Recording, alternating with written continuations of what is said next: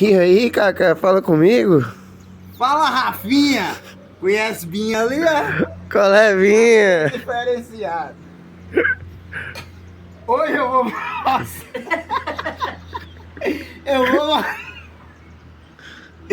Depois você coloca preto e branco desse trem aí que é making off. Hoje eu vou mostrar pra vocês conector vago de pedreiro. Aqui, ó, Rafa. Chega bem pertinho aqui. Ó.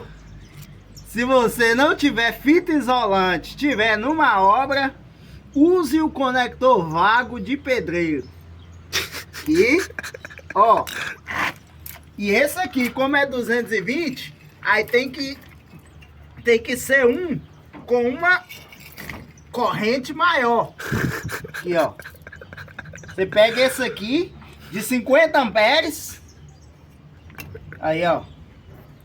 Tá vendo? Ele é bem acabado, bem rústico, não parece, mas é um conector vago.